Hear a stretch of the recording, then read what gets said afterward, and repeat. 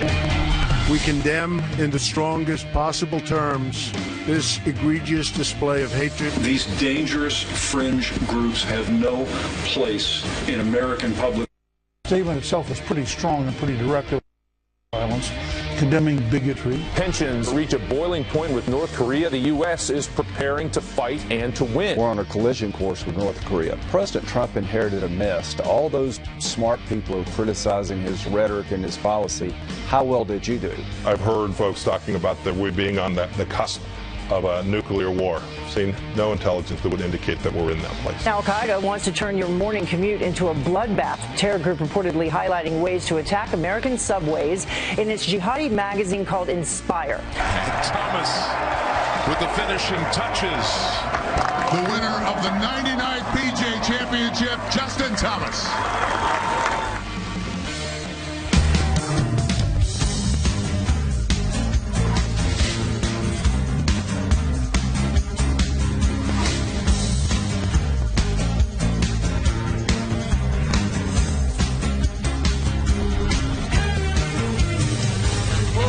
Monday, August 14th, live from Studio F, the mezzanine level. Brian and Ainsley are going to be off all week, and in their place, these two. You're stuck with us, Steve. It's great. You got the weekend all week, Steve. That's great. That's kind of a good way to look at August, right? The weekend all week. It's kind of like breakfast for dinner. Yeah. Weekend all week. It's going to be a fun week. It's going to be a good one. Indeed. Well, happy Monday morning, everybody. That's right. A lot to wake up to. No kidding, and we're going to start with a Fox News alert right now. Nationwide tensions reaching a fever pitch following Charlottesville, Virginia deadly rally on Saturday. Anti-protesters turning Washington State's peaceful freedom rally into chaos. As you can see, they're clashing with cops on the streets in Seattle. The protesters seen armed with axe handles and 2x4s, taunting police, hoping to incite violence. Officers in riot gear forced to use pepper spray and flashbang grenades to keep the anti-protesters separated. Stay against the wall.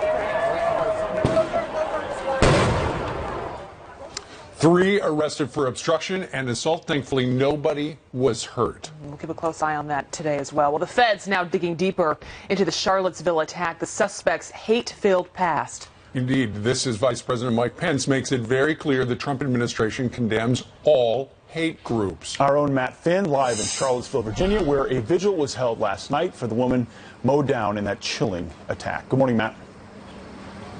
Good morning, everyone. It is a sad and somber Monday morning here in Charlottesville as this town and the nation comes to terms with what happened here over the weekend. Police say the driver who intentionally drove his car into the crowd here in Charlottesville on Saturday, killing one woman and injuring 19 others, is expected to be arraigned at the district court behind me, charged with second-degree murder. We have a warning of some strong video to show you. Police say that James Field Jr. drove his gray Dodge into the crowds here on Saturday, killing 32-year-old Heather Hayes. This is all related to the white supremacy riots here that Vice President Mike Pence says both he and the president condemn. We have no tolerance for hate and violence from white supremacists, neo-Nazis, or the KKK. These dangerous fringe groups have no place in American public life and in the American debate, and we condemn them in the strongest possible terms. There was a vigil held here and other vigils around the country in remembrance of Heather Hayes and also the 2 Virginia state troopers killed when their chopper crashed while assisting law enforcement. Now, it's not clear if the driver will appear in person or by video at the court behind me. Of course, there are safety concerns if he were to appear in person. He also could be charged with domestic terrorism in addition to the second-degree murder charge, and federal investigators are looking into whether he had any help when he drove his car into the crowds on Saturday. Back to you guys in New York. All right, Matt Finn live in Charlottesville, Virginia. We thank you very much. Also, the Attorney General apparently has launched an investigation. That's right. And the National Security Advisor, H.R. McMaster, said this was indeed terrorism. Mm-hmm. But there's been a lot of outrage. Democrats, media, outrage. I mean, I was looking at the Daily News this morning. I mean, the title, "The Nazi Trump Will Not Call Out." I mean, I knew right away when he didn't call it for what it was.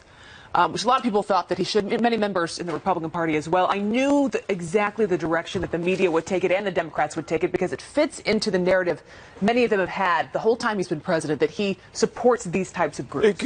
No matter what, they were going to say that. But it comes after, first he condemns in the strongest possible terms hatred and bigotry. He salutes the police. He talks about, our country and how we should rally around it. Then yesterday, he came out, the White House came out with a very strongly and specifically worded statement. This is what the White House said in response. They said, the president said very strongly in his statement yesterday that he condemns all forms of violence, bigotry, and hatred.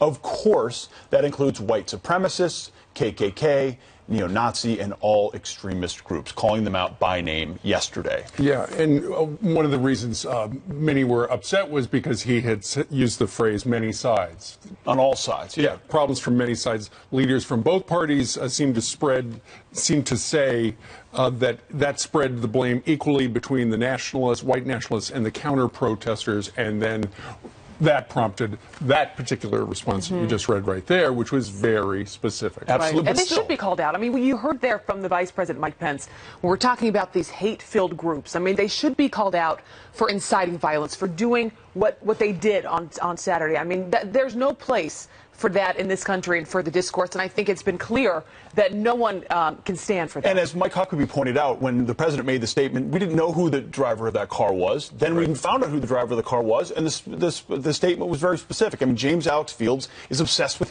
Hitler and Nazis, which no one in this country would deem okay or demonstrative of large groups of people in this country. But still, the New York Times says his statement is found wanting. If that's not editorializing on the front page, I don't know what is. Well, it sounds like the President of the United States, he's going to be in transit. He's going to be going down to Washington later today. There's a possibility he could actually have a press conference. I've got a feeling he's probably going to talk about this. Probably get asked you remember a few years ago, the Black Lives Matter movement when Barack Obama was in office. And there were at one point, there were 5 cops that were killed. Down in Dallas. Right? Down in Dallas. And just take a look at this flashback. First of all, I think it's very hard to untangle the motives of this shooter. I think the danger, as I said, is that we somehow suggest that the act of a troubled individual speaks to some larger political statement across the country. He wasn't actually entirely wrong, but the grace given to him, of course, is never given to President Trump in this. I mean, if you remember, Mike Johnson, who was the shooter, supported the new Black Panther Party, told officers on the scene that he was upset about Black Lives Matter. Yet in that case, we're told, don't untangle the motives. We can't paint one group with a broad brush, which no one should do. Right. Unfortunately, that happens all too often today, though, right? You have one individual, and that then turns into speaking for a political party, for a much bigger group. For a president. For a president. That's when it gets very complicated and problematic. Speaking of complicated and problematic, let's now turn to North Korea, where, as it turns out, North Korea has recalled their prime ambassadors from the United Nations, from China and Russia. They've been called back to the Home Office, reportedly to talk about figuring strategy, given the fact that it sounds like Kim Jong-un wants to do something else militarily. That's a rough job, ambassador for North Korea. So recalled back to the mothership to, as you said, probably strategize about where to go next. Well, Senator Lindsey Graham had some strong comments about this administration and those calling out their approach on North Korea, asking an important question. Take a listen. I don't think there's an military action is imminent, but we're on a collision course with North Korea. President Trump inherited a mess. All those smart people are criticizing his rhetoric and his policy. How well did you do? That's a great point.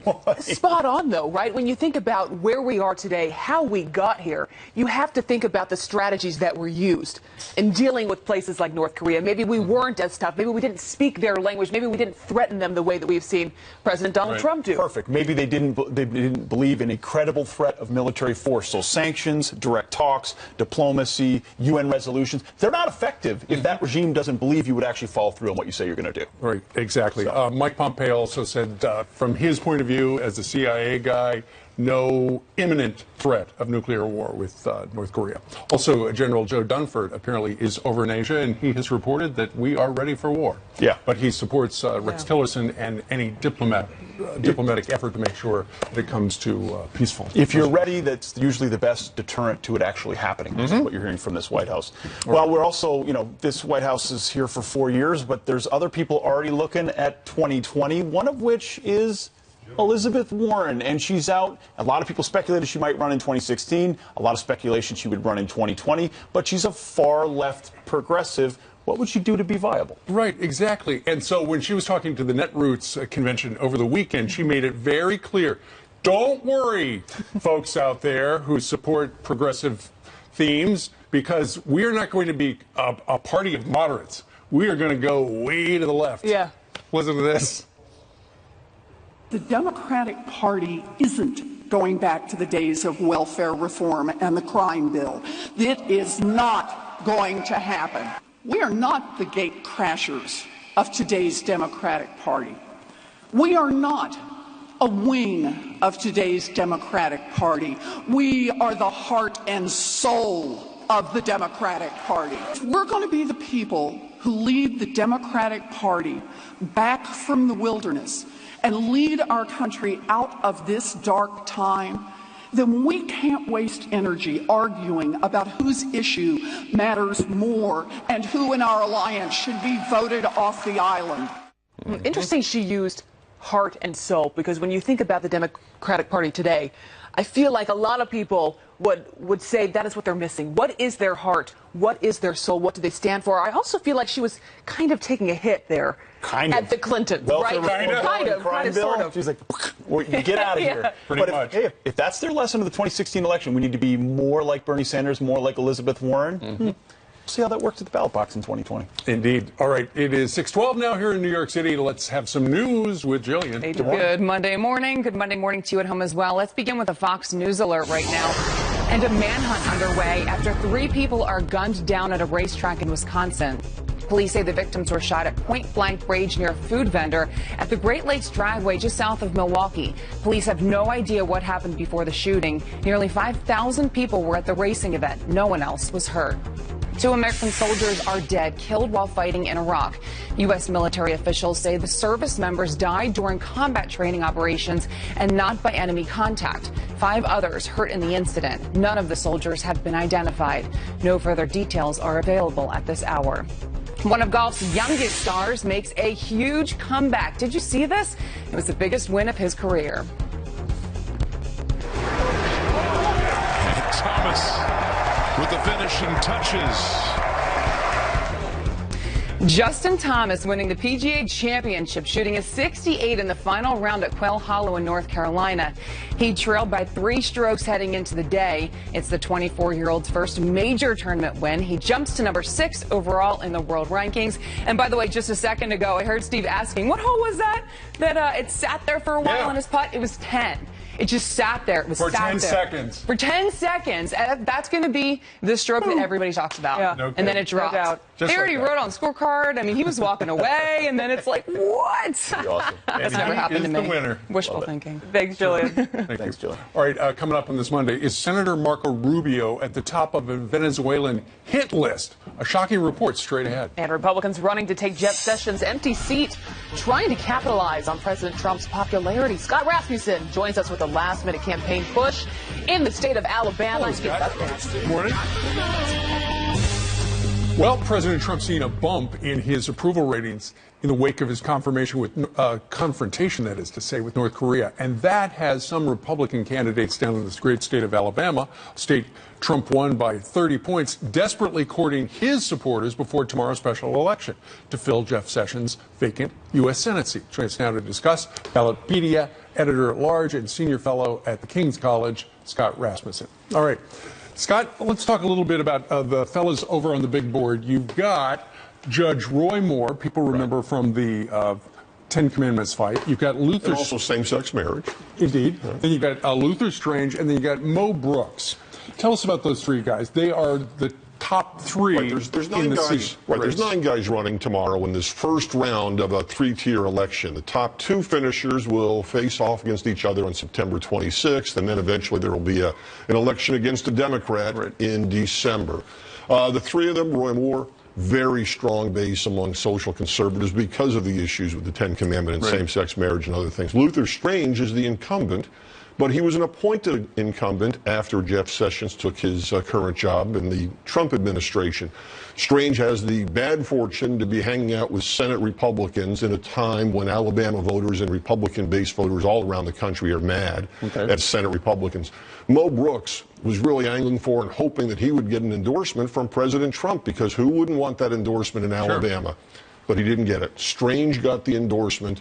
And if he survives tomorrow, and if he goes on to keep his seat in the U.S. Senate, I think it will be because of President Donald Trump. But it depends on what Trump does after tomorrow. Well, it's interesting because Judge Roy Moore and Mitch McConnell are not ideologically at the same level. So if that was very tactful. If he were to become the U.S. Senator from Alabama, he's not going to be working with Mitch McConnell. No. What he would be is a safe Republican vote. I mean, this is a state that doesn't elect Democrats. It hasn't since the mid-90s as part of the overall conversion of the South. So we would expect the Republican to fill this seat, to be very safe in the seat. And I think Judge Moore would be the biggest headache that you could possibly imagine for Mitch McConnell. So at the end of the day, tomorrow, who do you think is going to win? I think Roy Moore will be in the finals, without doubt. Some of the polls suggest it could be close for the second spot. I suspect Luther Strange will get across the finish line. And then in late September, if President Trump continues to endorse and support Strange, I think he'll be the Republican nominee. All right, stay tuned. All right, Steve. Scott, thank you very much. Interesting stuff. Meanwhile, straight ahead on this Monday, the former Vanderbilt professor who studied the movement behind this week's protest and what she found out. We'll discuss. And here we go again. More NFL players following the lead of Colin Kaepernick and sitting for the national anthem. Welcome back to Fox and Friends. About 25 minutes past the hour. Back with some headlines this morning. More than a dozen illegal immigrants found locked inside of a sweltering tractor trailer right near the U.S. border with Mexico. A relative of someone inside the trailer tipping off police, leading them to a truck stop in Edinburgh, Texas. Police say the 17 immigrants were likely locked inside for 8 or 9 hours. Luckily, no one was seriously hurt. Oof. And a task force wants the city of Tacoma, Washington to spend nearly $500,000 taxpayer dollars to help illegal immigrants. They're proposing a $440,000 legal defense fund to help illegals at a detention center fight deportations. Pete, over to you. Debbie. Well, you may have heard over the past 48 hours a focus on white supremacists and violent extremism in the wake of deadly protests involving white nationalists in Virginia. But our next guest says there's a fundamental difference between those two groups, and that longstanding issue of nationalism in America is anything but clear-cut between black and white. Dr. Carol Swain, author of The New White Nationalism in America, predicted the rise of these movements 15 years ago, and she joins us now to explain. Professor, thank you very much for being here. I've been very interested to get your take on the events of the day. You studied this in 2002, long before President Trump or President Obama. You noticed something, a movement growing. What did you see and why did it come about? Well, first of all, what started me on the research in early 2000, there were some high-profile hate crimes where people went out and they were killing people of different races, and that was very alarming. And I commissioned interviews of 10 individuals who represented a wide spectrum of white nationalism. And what I came out with, I called it the New White Nationalism, because there was a new white leader that was well-educated, very articulate, who was not espousing racial violence or using racial epithets, but they were using the language of multiculturalism and identity politics to argue that white was like any other group, and that white people were being discriminated against, and that white people needed spokespersons. And I knew that they had the potential to expand because they were addressing issues that I think a lot of Americans cared about, but mainstream politicians were ignoring. And so this is very different from the old-style white supremacists associated with the KKK and the neo-Nazis. And what I think happened in Charlottesville is that you had the extreme right, the neo-Nazis, the Klanspeople, but you also had some of the newer types who call themselves the alt-right. These are intellectuals who are using social science data, FBI statistics, and science to support their argument, and they say that they are white nationalists. They care about white people as opposed to white supremacists who would say that white people are superior to blacks and Jews and other groups. Professor, that's really interesting research. And obviously James Alex Fields, who mowed down protesters and professed support for Nazis, is a racist. In your studies, when you talk about the alt-right and you talk about those that may have had grievances that they perceive, would you describe them as universally racist as well? Here's what I would say is that with the guy that mowed down the protesters, that he clearly was very angry. I don't know if he went to the rally with that purpose, but clearly he acted in a way that created violence. My understanding of the alt-right is that they're making the case that if black people have interests and Hispanics have interests, that white people have interests too. And they're making an argument around civil rights that I believe resonates with a wider population. And I called it the new white nationalism to distinguish it from old-style white supremacy. And I believe part of the solution is to open up dialogue and listen to what people are saying, because by shutting down dialogue, we are making it so that like-minded people are only talking with each other.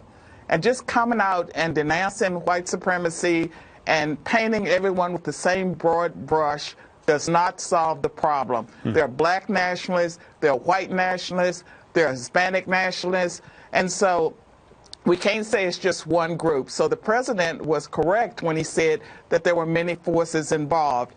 Had the counter-protesters not been there, maybe the entire rally would have ended differently. And these are people who are aggrieved over affirmative action, immigration, minority crime, and just what they see as discrimination against white people. If we want to come together, we need to move away from identity politics and multiculturalism and focus on the American national identity. That's the only way we're going to be able to get beyond this. Very well said. Professor, thank you very much. Professor Carol Swain of Vanderbilt University, we appreciate your insight this morning. Thank you. Thank you. All right, coming up, President Trump keeping another campaign promise, taking the first shot in the trade war with China. What we know about the president's plan next. And caught on camera, Tom Cruise injured while performing a high-flying stunt. Oh! Youch! Didn't quite make it. What we know about the actor's condition this morning. But first, happy birthday to Tim Tebow. He is 30 years old, 30 years young today. There he is on our program with Ainsley Earhout a couple of months ago. We are back with a Fox News alert. China in the middle of a trade war. The country says it will stop importing North Korea's coal, iron, fish, and other goods in the coming weeks. Yeah, this is pretty big news. This is President Trump plans to strike the first blow against China in a trade war with the U.S. David Lee Miller is live in Bridgewater, New Jersey with the very latest from not far from where the president is right now. David Lee? That's right. Good morning. And just a few moments ago, the president sent out his first tweet of the day, and he said that he's going to be focusing in the next few hours on the trade and military. Specifically, Mr. Trump is going to be delving into his arsenal, if you will, of tools to address the issue of trade with China. Later today, he's expected to sign an executive memorandum that will authorize the U.S. trade representative to investigate if China is stealing U.S. technology. The investigation is going to focus on whether China is forcing U.S. companies to essentially hand over intellectual property in order to do business in that country. The outcome of this investigation could lead to tariffs on Chinese products. Now, the timing of this executive memorandum is getting a great deal of attention. Mr. Trump is calling on China to do more to pressure North Korea to halt its nuclear weapons program. And only on Friday, he spoke with the Chinese president on this very subject. Senior administration officials say that events in North Korea have absolutely nothing to do with Mr. Trump's policy on trade. They say national security and the issue of trade are two distinct issues. Meanwhile, we're hearing from the Senate Minority Leader Chuck Schumer, who lashed out at the president, saying, quote, President Trump's pattern continues, tough talk on China, but weaker action than anyone could ever imagine. And also this morning, guys, the Chinese are also weighing in. An editorial in an official Chinese newspaper said that the president's actions could, in the editorial's words, poison the U.S.-Chinese relationship. And you might recall that it was only a little more than a week ago that Mr. Trump was very successful in getting the Chinese on board with a UN resolution, 15 unanimous votes in the Security Council to increase sanctions against North Korea. But now, separately, they're ratcheting up pressure on the subject of trade.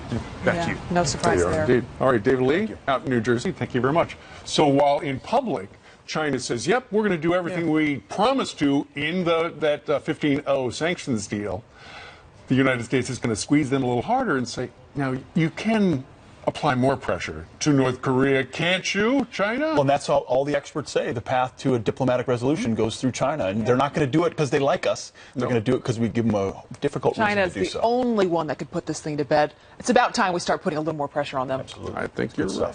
All right, it is 24 minutes before the top of the hour on this Monday. Jillian Neely is with some headlines we're following. It's Monday already. It comes here so quickly. We've been here all weekend, Jillian, so I'm sorry.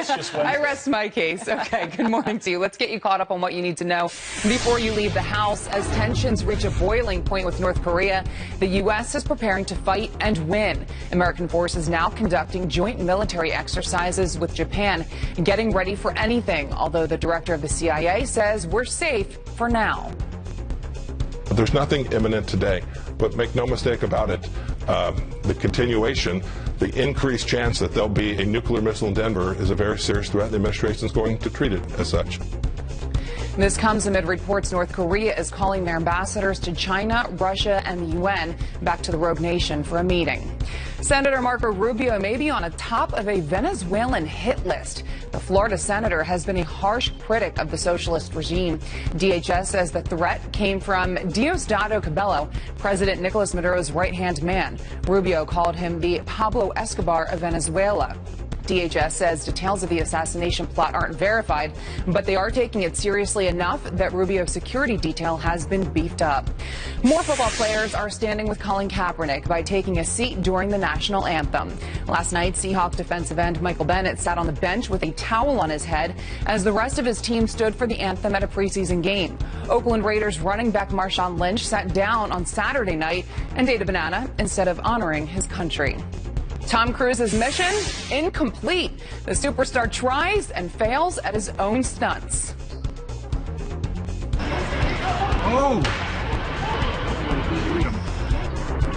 This TMZ exclusive video shows Cruise crashing into a building while filming Mission Impossible 6 in London. The actor seen limping after the jump. No word on the extent of his injuries.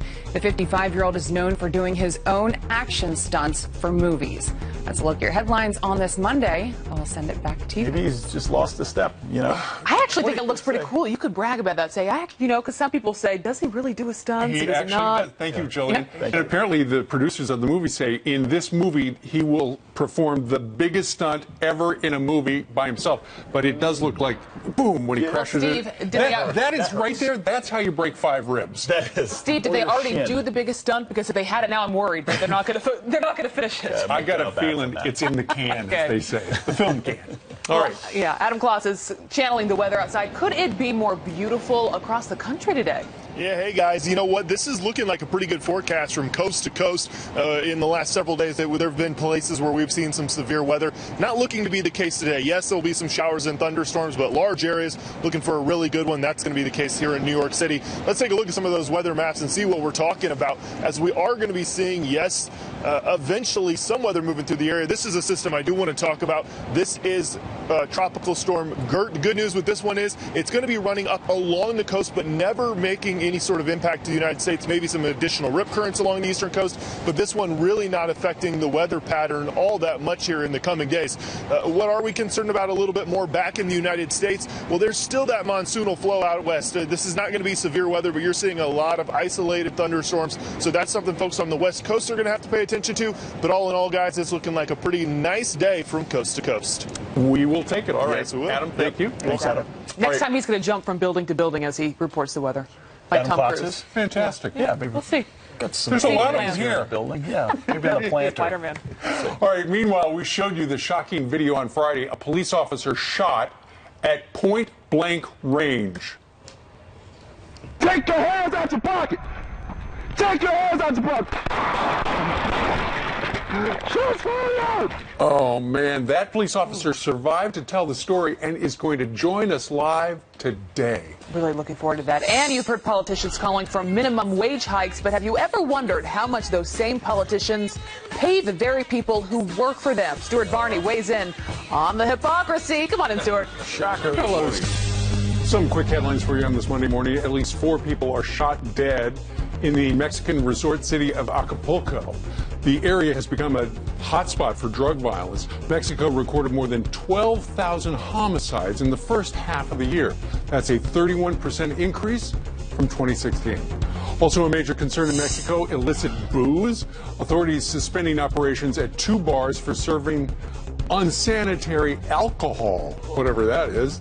The crackdown comes as tourists report blacking out after drinking just a moderate amount of alcohol. Have a couple of drinks, boom, they're out.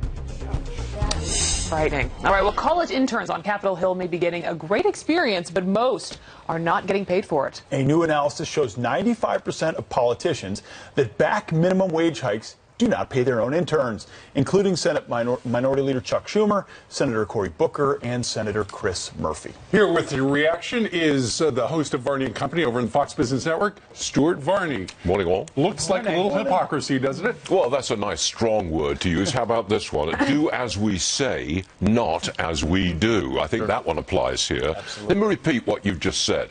184 people in Congress sponsored a bill which was called Raise the Wage Act. In other words, raise the minimum wage, federal minimum wage, from $7.25 to $15 an hour. 184 politicians said, yes, we're for it. 174 of them do not pay their interns anything at all. They make use of free labor to run their congressional offices. How do they go out in public then and show their face when they do that? Well, hypocrites have been known to hide under a rock, and that's what's going on right now. They publicly admit, oh, we don't pay them anything, but we're all for you guys getting $15 an hour. They don't say that. It is a case of do what we say and not what we do. It is hypocrisy. It's not that interns aren't getting paid. I mean, I actually was never paid as an intern, but the year after I left, I was going to say, they started paying when do interns get paid? But wait a second. The feeling was that you should pay interns because it costs money to be an intern. You've got to live somewhere. You've got to clothe yourself. And if you don't pay them anything, then you're simply giving jobs to the sons and daughters of the rich. You're giving opportunity to the rich so that they can get on the ground floor. So pay them something and open it up to all kinds of people when they're not doing it. There is a cost to an intern because ultimately it would wind up costing about $6,000 per intern per summer. Is that right? Roughly right. I mean, you've got to figure in some rent and some transportation and clothing and food and all the rest of it. You know, if you work for free, who's paying that money? Well, it's mom and dad in this particular case. Bernie Sanders pays his interns, but not even a living wage, $12 an hour, not $15. Well, So he's not as critical. Elizabeth Warren, some stipends and some limited financial assistance. You're being a little picky, I think. A little bit. You're a little picky. But doesn't it remind you of Obamacare? Congress voted themselves an exemption from the rigors of Obamacare. Sure. They exempted themselves. It's another question of do as we say, not as we do. We all have to live with Obamacare. They don't. Right, but then Congress wound up with, what, a 70% subsidy? Because it was, hey, we can't pay that. That's fine. Yes. The fine print is the federal government will give you a 70% subsidy. They got around it. They got around it. Hey, Stuart, what's going on Wall Street today? You said there's a rally. Oh, you got to smile. Open up your 401k and smile because, surprise, surprise, again on a Monday morning, stock prices go straight up. Why? We'll open with the Dow up about 100 and odd points. Why? In my opinion, and this is just an opinion, it's President Trump's face-off with North Korea appears to be successful thus far. He's pressuring China, get on our side, come on, help out with North Korea. No developments from the North Koreans over the weekend. The standoff continues. President Trump's policy is show them you can take them and convince them that you will. And that so far, has been a successful policy. Stocks up. Well, the rhetoric last week kind of freaked out Wall Street, didn't it? Just, yeah, for one day. The Dow dropped 200 points in one day, then recovered a little bit, and now this Monday morning, a complete recovery. And not bad. I would imagine you're not done working for the day, that folks can find more at 9 o'clock. Oh, no. 9 o'clock, got to watch us, and then watch us at 9:30 to see that opening bell when stocks go up. Nice day. 3-hour show ahead. We look forward to it, Stuart. And we'll be smiling all morning long. Okay, it's a deal. Thanks very much. A small 401k, so I'll only be smiling. Doesn't matter. It's going to go up. It's a 401k. Thanks, Stuart. All right, coming up, the mainstream media blaming right-wing rhetoric for the hate-fueled attack in Charlottesville. Conservative filmmaker Dinesh D'Souza weighs in next hour. And the media's portrayal of Melania Trump much different than the coverage of Michelle Obama. The tale of two first ladies. You're going to have to stick around for this one. That's up next. Welcome back. When you think of the first ladies of the United States, words like icon and grace might come to mind, but that is not how the media sees it. Just take a look at these headlines. This is from Newsweek, calling out the Trump women for wearing high heels, and Forbes going as far as saying, quote, Melania Trump is fashionable, but she's unlikely to become a fashion icon like Michelle Obama. So will the press ever show this first family a little respect? Here to weigh in, Steve Kurtz. He is the author of Steve's America, The Perfect Gift for People Named Steve. Steve, good to have you with us this morning. Hello. All right, so just to give people an example of what we're talking about, this is a headline from Vanity Fair back in August 2009. It talked about Michelle Obama being the best dressed at the time. You say because of who Melania Trump is married to, she is fair game now, when you have a lot of sources that would never have even touched Michelle Obama in any negative way at all. Is that true? Well, yeah, I think so. I think the general rule with first ladies is that they're off limits. They're not elected. They're not setting public policy. You just leave them alone. I mean, it's not just Michelle Obama. It was also Laura Bush was also pretty much left alone, even though they made plenty of fun of George Bush. There used to be... And it's strange the same rules don't apply to Melania. Why is that the case? Because it used to be that regardless of your political affiliation, regardless of who your husband was, there was a certain amount of respect that we showed for the First Lady of the United States. It seems like for the very first time, we're not seeing that same amount of respect paid to Melania Trump. Why is it so different this time? Well, I think mostly because they're rewriting the rules for Donald Trump. They don't like him, but also they feel that it's not their job to be, it's a different game they're playing, and there's a way to get at Donald Trump through his wife, whereas generally you leave the wives alone. I mean, if a wife is actually heavily involved in politics, then you might do something, but Melania Trump is not involved. But then you think about their audience, Steve, right? Who are these? We're talking about magazines in a lot of cases, fashion magazines that are reaching, women across the country. Who are they trying to reach here? I mean, is it just the left? Because you look at someone like Melania Trump, who travels all the time with the president, always looking dashing, always presenting herself in a very respectable way. If you're a magazine, why would you not want to have her on the cover? Why would you not want to highlight the person that she is?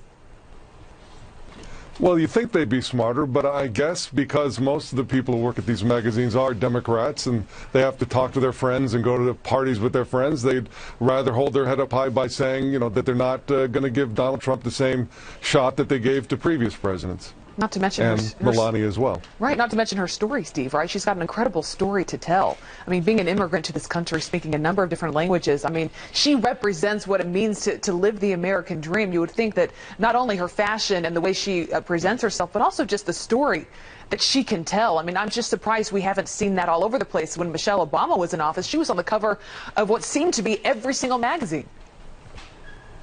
Well, some of the places that I quote in my article, like New York Times, don't like her fashion, which is sort of odd because she's one of the first. She's probably the first lady who actually was a fashion model, but apparently she can't make it that way anymore.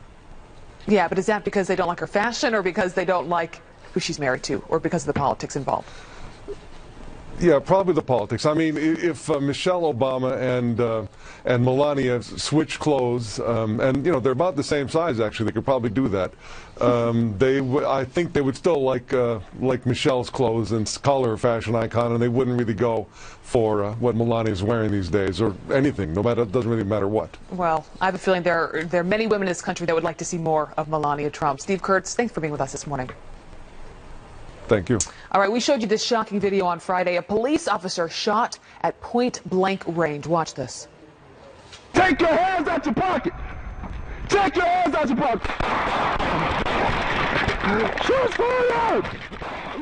This is incredible. That was the officer's voice. He survived to tell the story, and he's going to join us live next hour. Plus, Janesha Souza, David Webb, and much more. Still coming up.